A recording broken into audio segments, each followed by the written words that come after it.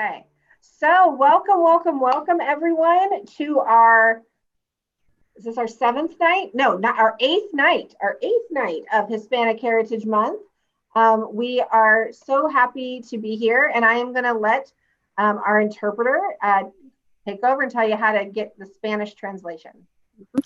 Muy buenas tardes a todos. Gracias por estar aquí en Bienvenidos Latinos. Para escuchar esta presentación en español, haga clic en el icono de interpretación y seleccione español. Mi nombre es María y muchas gracias. Hi, sorry, I'm just watching the numbers and I think we're going to go over 100. I'm so excited. This is great. So I just want to start by saying thank you to all of our sponsors, Glendale Latino Association. If you haven't joined Glendale Latino Association, please do. And Adelante Latinos, if you haven't joined us, please join us. We're an all-volunteer group within GUSD, working to give a voice to our K through 14 students and supporting them. Okay, next slide, Mr. Gallimore. So this is our social media. If you want more information about Adelante Latinos, please, I don't know what follow, I think that's the word, follow our Insta, our Facebook, check out our website. We have a new person, Laura Lopez, over at Hoover High School, who is doing our social media, and she's doing an amazing job. We have short little video clips about Latinos within GUSD and how they are, how they feel about doing their job as a Latino. So those have been very fun to watch. So go ahead and thank you. So these are the presenters we've had. And if you weren't able to see them, you are welcome to go to our YouTube channel and check out their videos. We have all of our presentations recorded. So that is there. And you can find those also on our social media. If you want to join Adelante Latinos, or if you want to come to a meeting and learn how to plan so we can do the most we can to support our Latino students in Glendale, our next meeting is Saturday, November 21st via Zoom. And just shoot me an email or log on to this link that day.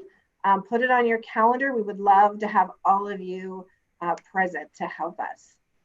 A couple little ads. The Pasadena Tournament of Roses has put out this art competition. The entries are due October 28th, and it's all around Dia de los Muertos.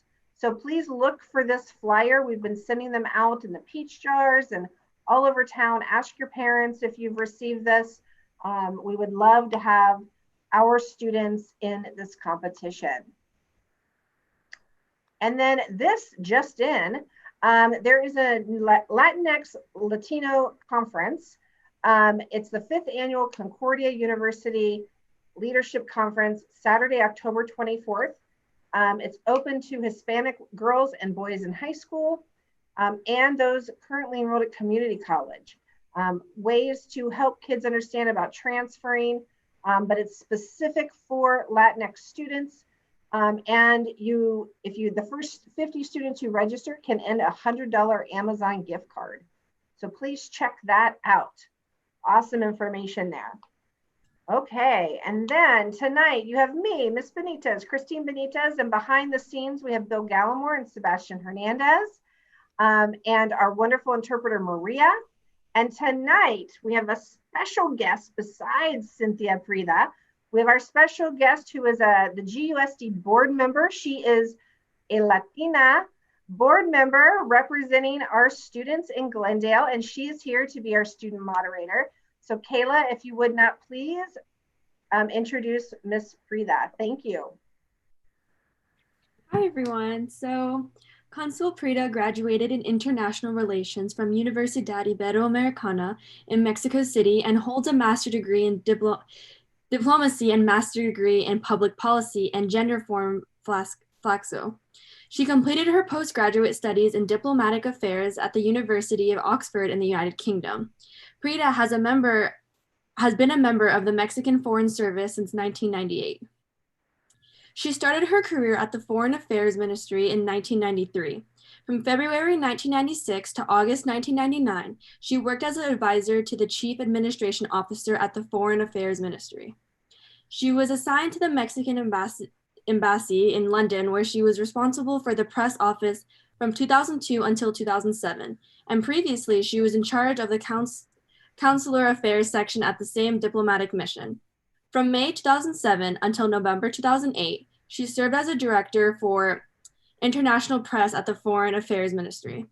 From 2008 until 2012, she was appointed director for the Global IME at the Institute for Mexicans Abroad at the Mexican Ministry of Foreign Affairs. She served as Deputy Consul General of Mexico in Valle, NC from 2012 until 2016. Her last position was as head of the political section at the Mexican Embassy to the United States, and currently she is the head of cultural affairs at the Consulate General of Mexico in Los Angeles. She is married and has one daughter. Thank you very much, Kayla. Can you hear me well? Well, it's really, really a pleasure to be here with you. Thank you so very much to Adelante Latinos for this invitation.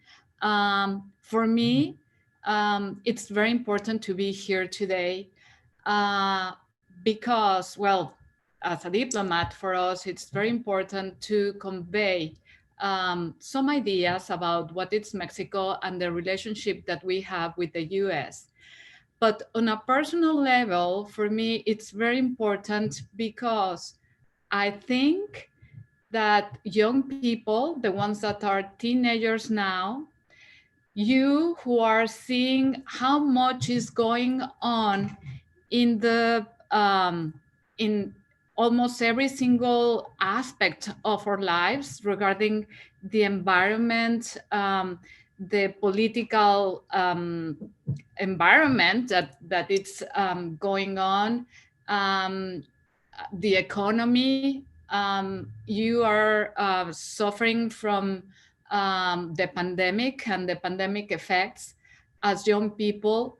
You are gaining from a very young age lots of experience that are going to make you think in a different way about our problems, and I'm pretty sure that you are going to be the ones who help us to overcome them. I truly believe that these new generations have the power to reach our societies, to reach Mexico and the US, and to make a better job of the one that we've done so far in trying to build a relationship. So thank you very much. It's really a pleasure to be here. I'm, as Kayla mentioned, a career diplomat. I've been serving Mexico abroad for more than 20 years. It's a while now. And I want to share with you a presentation that I have. It's this one.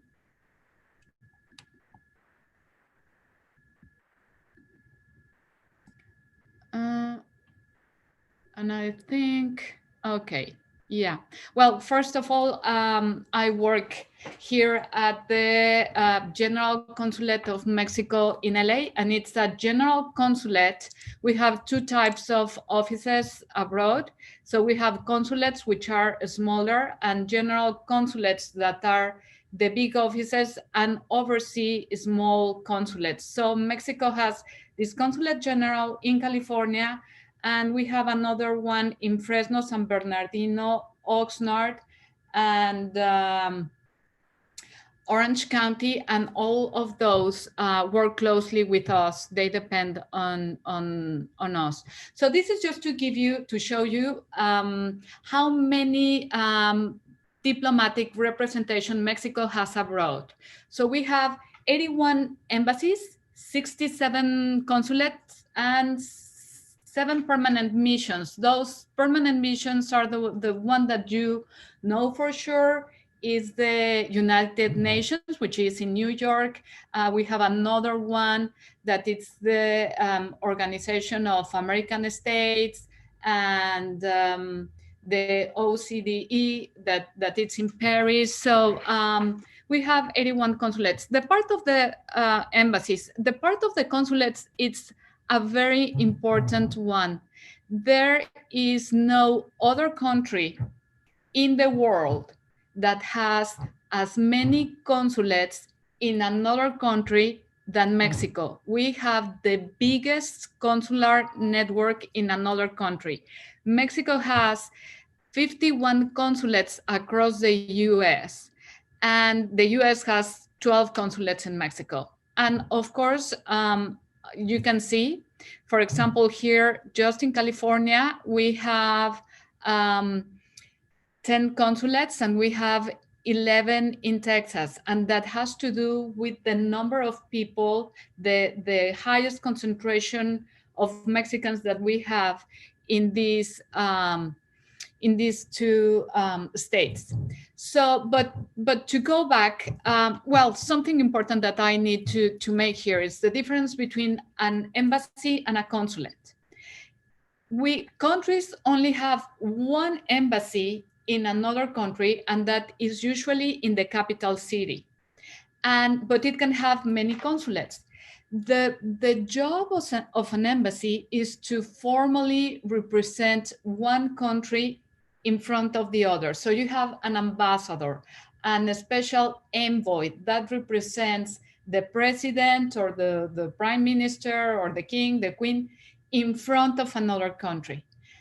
And the most important work that they do is to promote the culture, to promote trade, and to foster understanding between two countries. The consular network, it's much more in charge of overseeing the well-being of its nationals abroad. So we have an array of services that it's not only producing passport and consular IDs, but we also have cultural activities, which I will talk about them later. We have a really big agenda regarding education. We also do a lot of work regarding protection and assisting Mexicans who are in trouble. For example, a Mexican that dies here, and unfortunately it happens, and the remains, the family wants to send them to Mexico. We help them to do that when they get sick, or when there is a case of domestic violence. Or, for example, undocumented people, undocumented Mexicans that are here, they come to us to get their consular ID. We produce that for them. And let's say that a Mexican worker does not receive its salary and it's undocumented, they can come to us and we can give them protection and assistance. We have a group of attorney working for the consulate that can help them in a huge variety of situations. So you can see here all our consulates. I would say that in California we have, to say it in a way, the oldest migration. Many of the people who are here in California migrated in the 80s or before, or some didn't even migrate at all. They were here, some Mexicans were here, and the border just happened to cross them. But the one that you see in the east side of the country, like North Carolina, that's a newer one. Migration there, it's kind of recent, and the Mexicans there are not very well organized, and they need lots of support in many ways. So that's why we have a consulate there. We have another one, the one that we have in Nevada, it's also kind of new. So here you can see the number of people of Mexican origin that are living in the United States. It's 35 million. That means Mexicans of first generation, second generation, and subsequent generations.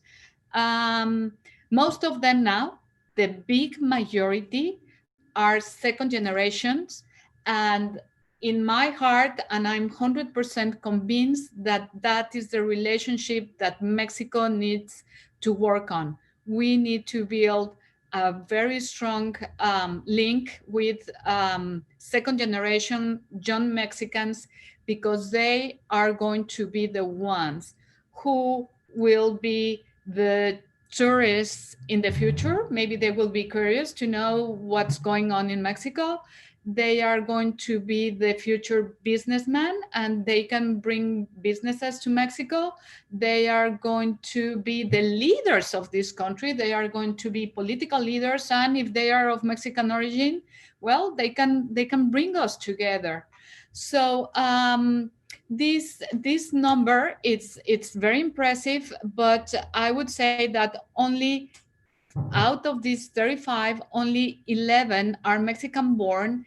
And even if you don't believe it, this figure is decreasing, because the net flow of immigration from Mexico to the US, and emigration, that means Mexicans living in the US who are going to Mexico, well, that has changed.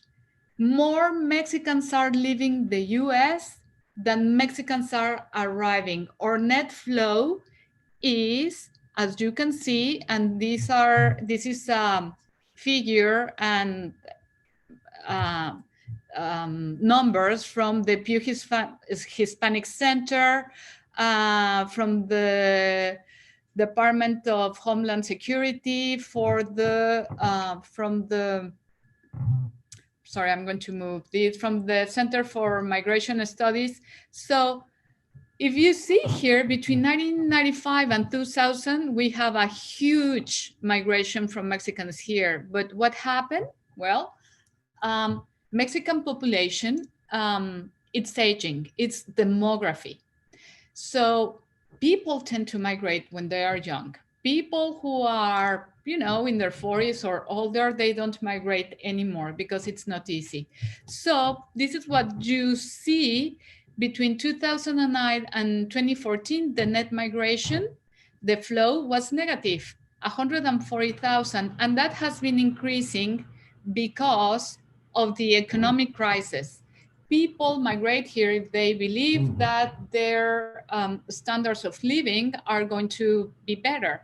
So no more Mexicans are coming here, maybe from some other countries, possibly from Central America. But in the case of Mexico, our population is aging. And before the pandemic, the case was that our economy was growing. So there was no need for Mexicans to come here.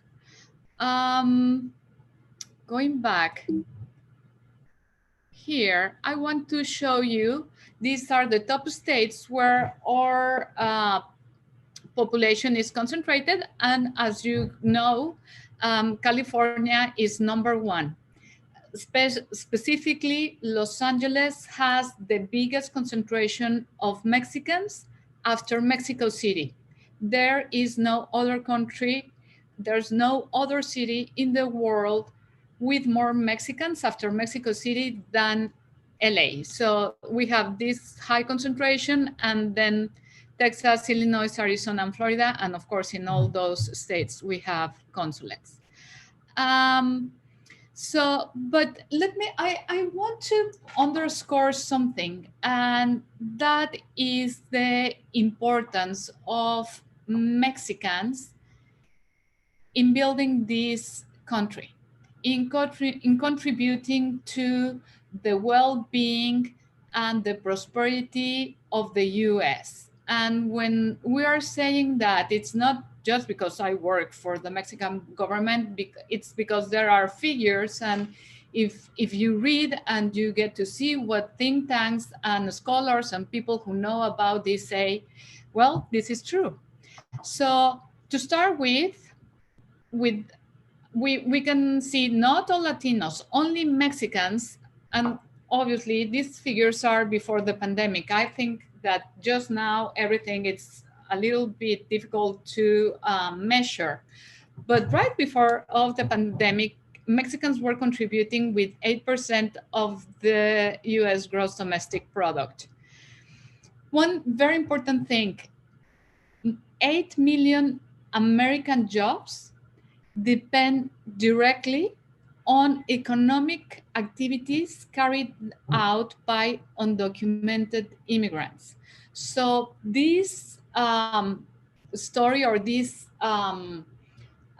speech rhetoric that we've been hearing that undocumented immigrants are allowed to the system, well, serious studies demonstrate that they work hard. They also pay taxes because every time they go to a shop, they have to pay taxes. Many of them even are registered to pay taxes, even being undocumented, and they pay $90 billion. Let me move this again. Maybe you can see it, I can't, in taxes. But they use only 5 billion in public services. So you can see there the net contribution that they do to the economy. Another thing that it's very frequently said is that we send remittances. So that money doesn't stay in the US, which is false. As you can see here, 80% of the salaries of Mexican workers stay in the US. If you see the studies that they have done of which group in the US is the one that consumes more music, that means streaming music, or watches more films, movies, or spend their money on entertainment, you will see that we spend much more of our income as a percentage of the total income than any other group, than white Americans, than Asian Americans. So we do consume American products, and we reinvest the money that we earn. So just I'm going to jump very quickly because I think I have spent some time there. I was supposed to tell you about my experience, and when they read my CV, you notice that I have worked as press attaché in. I was the press attaché in London. I was in charge of our communications office there, and my job was really to convey what we are as a nation. And honestly, a presentation of 30 minutes wouldn't be enough to tell you about all the reasons why I feel extremely proud of being a Mexican. And I would say that the only reason that a person is not proud of being a Mexican or from Mexican descent, it's because we don't understand, or we don't have a full knowledge of the amazing, strong cultural heritage that we have. Mexico is the ninth, or used to be before the pandemic, let's see how those numbers move, the ninth most visited country in the world. Many people are visiting Mexico for tourism because there's not only beautiful places to get to know, but because of the hospitality. Mexico still has some young and talented labor force, and we are a leader in the world in high-tech manufacturing. And that happened just because of our location next to the US. And I want to stress that we see North America and the location that we have next to the US as an opportunity to create prosperity, not only for the US, but and for Mexico, but for as you know, North America, it's a continent, and we think we can seriously contribute because our economies are complementary. So some things that are produced in Mexico require from some parts that are being produced in the US. And some products that are sold by the US to the world, they need components that are made in Mexico. So our economies together are stronger. And as you can see here, for every 40 cents of every dollar that is spent on Mexican goods, if any person buy whatever made in Mexico, they are supporting American firms because we use American technology or American parts or American components to do that. And after during this pandemic, the relationship of the US with the rest of the world has changed. But we still remain to be the first, second, or third trading partner of 30 of the 50 US states. So we are the most important trading partner of the US.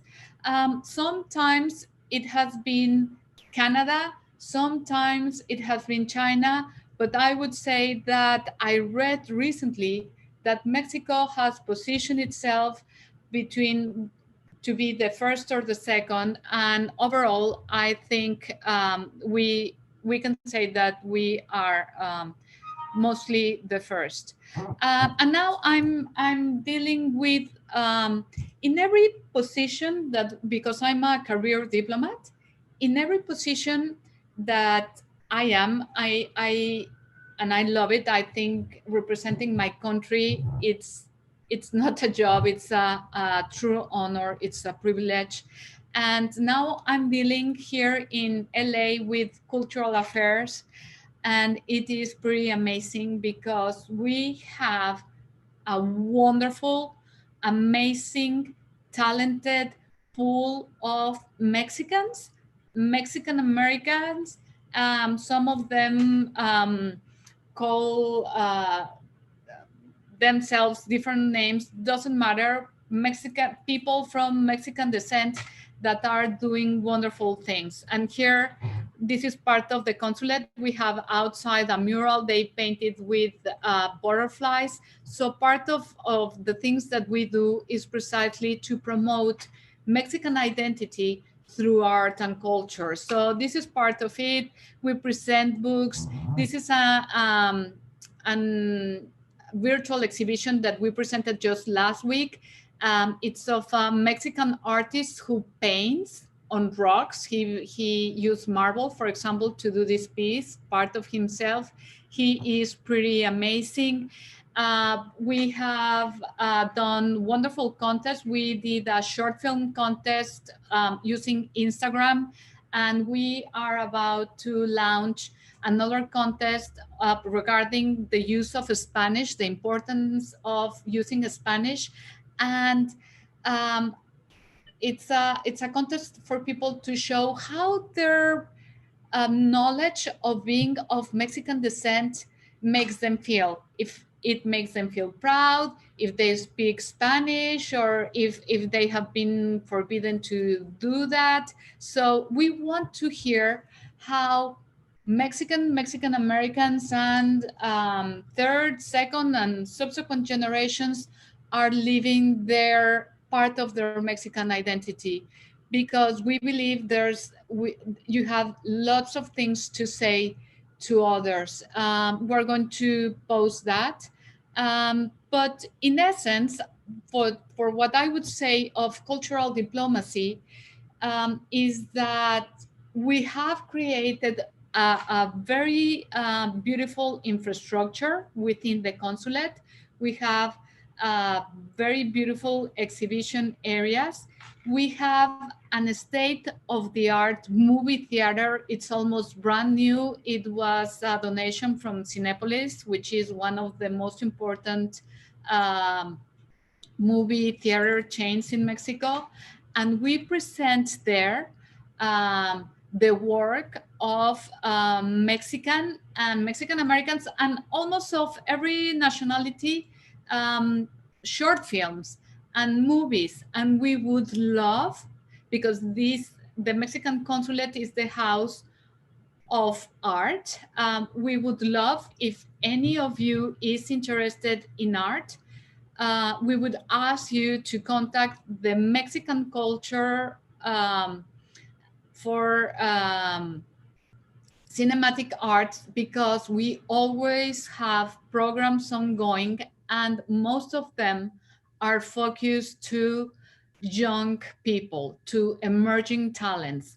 And I must say that, for example, last year we had an exhibition that was called 35 by 35, in which we chose 35 art pieces of photography, ceramic, painting, everything, of 35 people younger, of 35 years old and younger. And one of the pieces was bought by LACMA.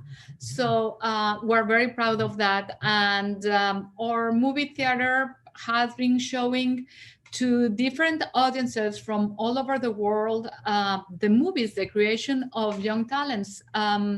Last year, we had the member of the Academy, the ones that choose the winners of the Oscars, in the movie theater. So that is a place in which many people can meet and create networks that are useful for them.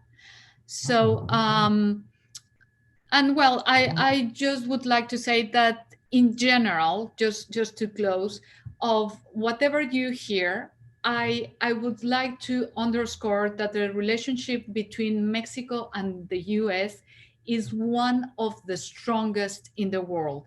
We have more than 66 bilateral treaties, and our economies, our people, our societies, our culture, all the aspects of our lives are very strongly intertwined.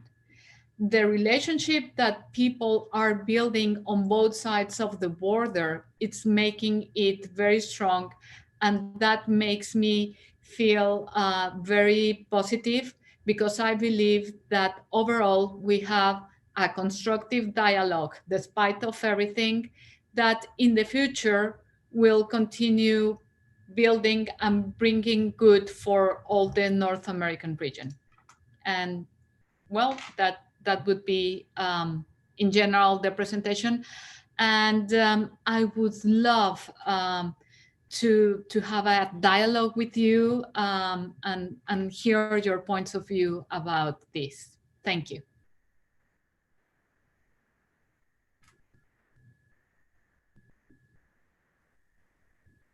So thank you so much, Cynthia. So now, Kayla, go ahead and you can start with some of the questions in the Q&A.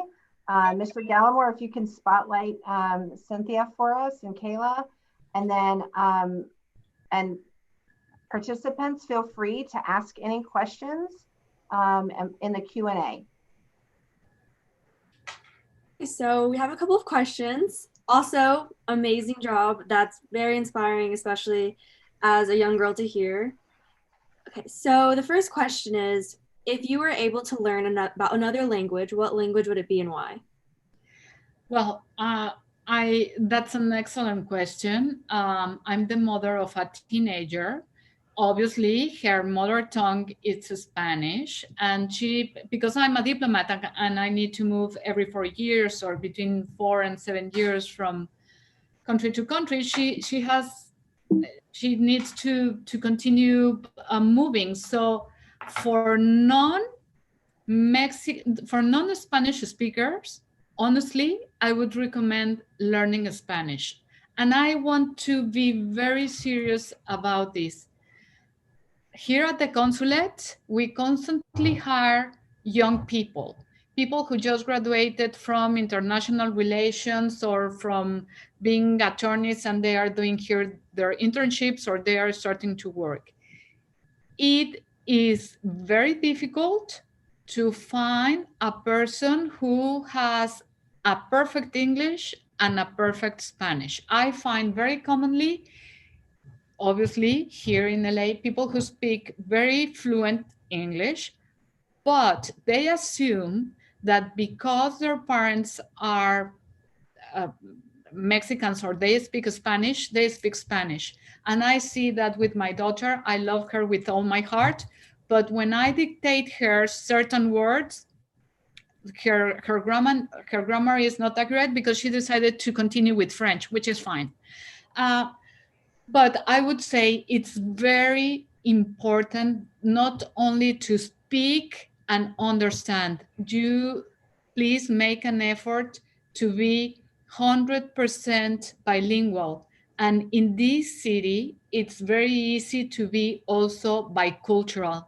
Get curious, get to know about the culture of other Spanish-speaking countries, because that is the way in which you will gain to get the knowledge. Every time you learn a new language, it's not only understanding and speaking that language. You are opening the door to understand a new culture, and that has a big, big value, and it will open you many doors in the future. So my short answer would be obviously Spanish, and for business, Chinese is very important. Chinese is a challenge because it all depends on the region where you are, and it's more challenging for many reasons, but it's very useful as well. Thank you. The next question is, what else besides your heritage made you very interested in your culture? Well, it could be, I cannot say enough. I love our food. I love Mexican gastronomy. It is amazing.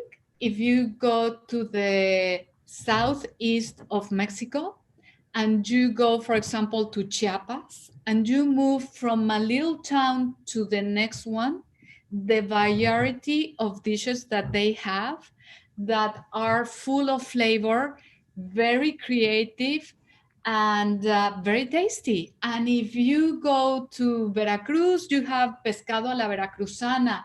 And if you go to the north, you have el salpicón.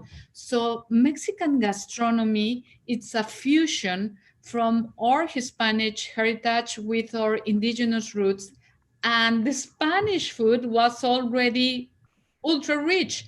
And the pre-Hispanic heritage that we have was as well. So you just can see this amazing explosion of wonderful dishes. Another thing that I think that has been not valued enough is the creativity that we have from our women, the one that do weaving and the variety, the colors, and the tradition that we have there. If you compare to any part of the world, I think it's pretty amazing because, again, it changes a lot from region to region. The traditions that we have, from celebrating the Day of the Dead in a very serious manner to celebrate, we celebrate everything. We celebrate the Day of the Children, the Day of the Grandfather, the Day of spring, and the day when our national heroes were born. We have different days to celebrate life, and each town in Mexico has its own parties that are full of different traditions. So that's why I say that the only way of not feeling proud about this amazing array of culture that Mexico has, it's because we don't know it, and it's impossible to know all of it because it's huge. It's you need to think about all the pre-Hispanic cultures that were there, that remain there, and the new ones that arrived, that created a country that it's full of culture, full of contrast, with that great. Another thing that I feel very proud, it's our diversity, the diversity that we have in fauna and flora. It's very, very impressive. In just some regions like Yucatan, if you go to the coast, you can see that they have microclimates, and where you can find jungle, and very close to there are some lands that are almost desert. And this variety of climates makes an impressive offer of different animal species and food.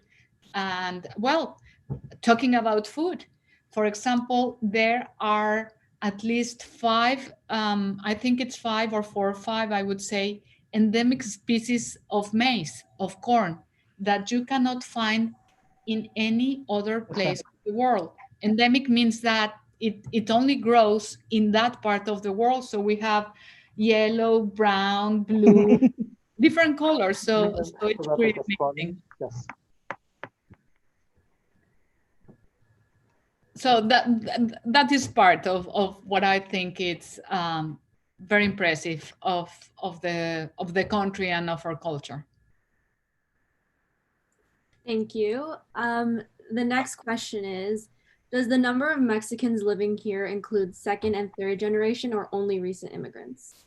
The total number that you saw of 30 million includes everyone, first, second, third, and subsequent generations, everyone that we can identify that has Mexican heritage. And these figures aren't quite accurate, but we suspect that is the case. I mean, people who scholars and researchers who work on this, those are the estimates, thinking about the number of people who migrated and the people who were born here. Yeah, that's the broad number. But as I said in my presentation, the biggest number now is comprised of teenagers, of young people, teenagers and younger. Second generations make the big bulk of Mexicans living here. So they are Mexicans, Mexican Americans, or Chicanos, or however they want to call themselves. Yeah, they are the biggest number.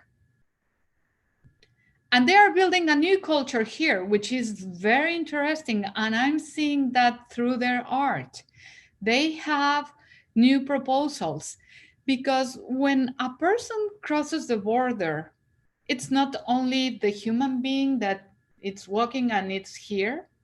With that person comes a huge, all this heritage that I'm talking about, all these traditions, all these ways of cooking, all these, they have in their minds these ingredients, and that is starting to grow in the American culture. You just need to go to a supermarket to see all the products that we sell and all the Mexican restaurants that are here.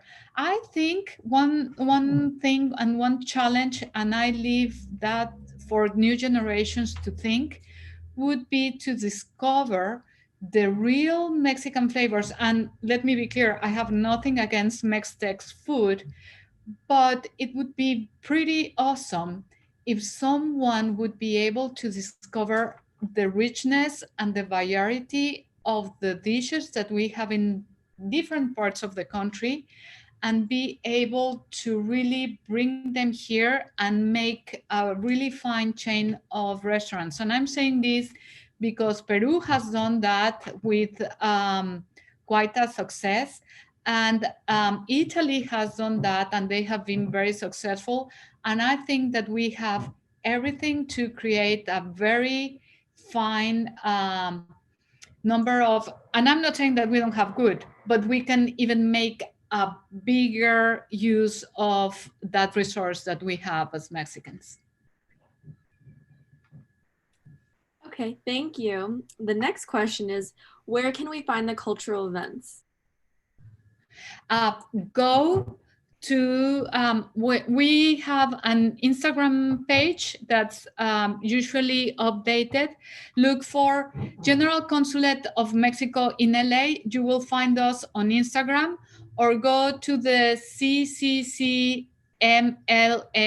That's the web page for our cultural events. we always have contests. The one that we're about to launch about monologues, it's going to be fun. There are going to be wonderful prizes.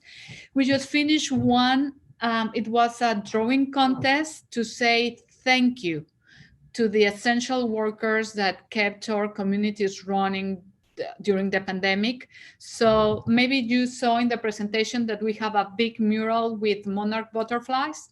We're painting that with the winners of the contest. So the mural outside the consulate, it's going to say thank you to the essential workers during the pandemic. And that was done through you, through young people who, well, it was open to everyone, but mostly we receive drawings from young people, and they are going to be the ones painting the mural here outside. So at the end of my presentation, and I don't know whether I can type it here, I'm going to include, or if you go to, that's our webpage, or if you feel like that, you can send me always an email. I'm writing in the chat my email. Maybe you can share it. And I will be very happy to send you pointers to our Instagram page where you can see what we are doing. Many of our activities are in Spanish, which would be good for some of you who want to practice Spanish. But some of them are in English. The monologues that we are going to open, that we are going to post on our Instagram page, are going to be in English or Spanish. You will be able to choose the language that you prefer. We just had a short film contest. We received wonderful 78 short film videos, and you can check that also on our Instagram page. I'm going to type here also our Instagram handle. That's it. Yes, that's where you can find it. You just check our social networks and you'll find us there. Thank you. The next question is, who inspired you to get involved with the community? Well, when I was in college, my university was known to be like a posh university, and it was built in a place where it was next to an area that now you see it is full of very tall and nice buildings, but at that time it was next to a place where they were recycling trash. And it was in an area that was really full of poor people. And they told us that if we were driving back from our college, passing through their neighborhood, which was a very poor neighborhood, we will be stopped, robbed, raped, and whatever. And we decided that we had to do something. And we decided to create an organization within college, in our university, to start building a relation with that group of people. And it worked out beautiful. We created a group, and we had an ecological program. We plant trees in that neighborhood, being members of this organization in college. And it then out of the blue started to grow. It was a kind of small movement made of young people. They asked us to register as a political party, and we just couldn't believe it. And we were receiving resources from many places. And it was so important doing that, because I think that was the reason why I was able to be accepted later in Oxford. I made postgraduate studies at the University of Oxford in the United Kingdom. And I think that has very much to do with the work we were able to do when I was in college. So I knew that was the path. I knew that looking to your community and serving, it's the way, not only to better your community, but to better yourself. Because at the end of the day, I think life, it's a mirror. Thank you. The next question is, what policies or programs have been implemented during your professional career in the consular network that have helped Mexicans in a major way? Well, I feel very proud about one. When I was in Mexico, we created this program to help Mexicans to have access to higher education. So the program was called IME Becas or IME Scholarships. And we start with this big consular network of 50 consulates, organizing different events and receive donations to help Mexicans that didn't have the means to access to college. Just now, that program, I think it's not working very well, but I felt very proud at that time because we were able to raise, I think it was around $2 million to provide and help with the scholarships for Mexicans living in the US and have access to college. Another thing that I feel very proud is what we are doing now in the Cultural Center. As I said, I strongly believe in the power of young people, and the programs that we are launching now or aim or it's mostly young people. And I feel very proud of the response that we are getting from these young generations of Mexicans or people from Mexican descent, because I see they are very talented and they need to believe, they need to know the richness and the value of the country that they come from. And doing these short film contests, for example, the people who participated there, I think they got to know, for example, the wonderful job that Mexicans doing movies, doing in cinema are doing here. For 5 years in a row, Mexicans have won Oscars as best directors or producers, or we have Iñárritu, Lubezki, Del Toro, Alfonso Cuarón. They have received Oscars.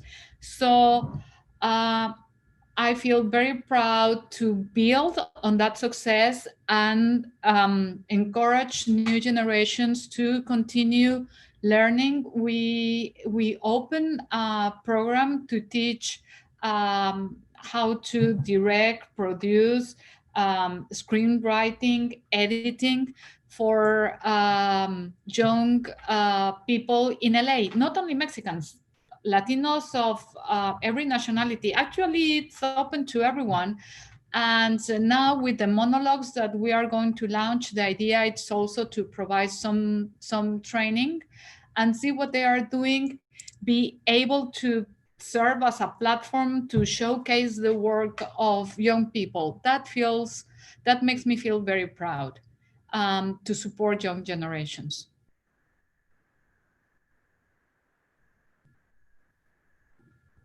Okay, thank you. The next question, could you tell us a bit about your personal life, like about how you grew up? Thank you for asking that. I grew up, I have 3 brothers. I grew up in Mexico City. My father is from the north. I would say that I grew up in a kind of macho-oriented society, and my brothers were constantly challenging me, and I think that made me a strong person. I am very grateful for that. But I am also grateful for, and I think that made me try to search for different ways of understanding life in some other cultures. And I think that made me believe very strongly in the power of women and the potential that we have. And if there are girls listening to this talk, my strong recommendation would be to believe in yourselves. if you live and are growing up in a family or in a community in which you feel you aren't valued enough, take that to build your strength, and you will see that in the long term that won't make you sour or an angry person. That will make you more understanding, and that will help you in the future to have this strong sense of helping the others. So I would say that was my case. I have always dreamt of traveling, of getting to know the world. So I think that was very important for me to become a diplomat. I went to a good university. I studied hard, and there I applied to be a member of the Foreign Service. I applied, I think it was about 1,000 people who applied the year that I applied, and only 40 people were chosen. And I would say that was a result of trying and working hard. I did it twice. The first time I didn't get accepted. So I would say that you should never feel defeated, because you never know. And sometimes even if you don't get what you want at the first time, it's for a reason. Just keep trying, never give up. Cynthia, we have just 2 more minutes, but I wanted to ask you, a couple people wanted to know if you have a favorite quote or a favorite saying that is inspirational to you or means a lot to you. And if it's in Spanish, that's even better. I used to have one that was from Gabriela Mistral, and I would like to search for it. And yeah, it's in Spanish. But in the meantime, when I look for that, I'm going to say one in English that I learned from one of these young people that was in the contest Film the Future. And he comes from poor background. And he said to me, don't forget where you come from. Never forget where you come from, but don't let that past define who you will be.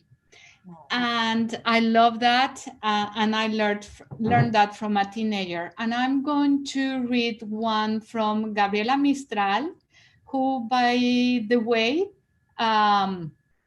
is not Mexican, and she was the Nobel Prize of Literature. And it goes like this: Donde haya un árbol que plantar, plántalo tú. Donde haya un error que enmendar, enmiéndalo tú. Donde haya un esfuerzo que todos esquivan, hazlo tú. Sé tú el que aparta la piedra del camino. That's the one that I love. That's beautiful. I want to thank you for being with us tonight. We still have 40 questions that did not get answered. So there was a lot of interest. There's a lot of questions. I've told students if it was a burning question to feel free to email you. I hope that was okay. Yes, 100%. So thank you so very, very much for being with us tonight. Just the facts and figures and the data you gave us was amazing. And it's unfortunately, we don't always feel proud to be, from Mexico or from a Latin country. And you gave us a lot to be proud of tonight. And so I want to thank you very much for that. The last thing I want to say to everyone is that next Monday is our second to last presenter. We are welcoming Davina Agudelo, who is the founder and CEO of Alegria, the green guy came out at me, Bilingual Media and Publishing. Please join us at 5 p.m. Monday evening. We will love having all of you back with us. Have a wonderful week, everyone. Stay safe. Thank you. Much love, Cynthia. Thank you to Kayla for being a wonderful moderator. Everyone have a great, great night. Thank you. Thank you.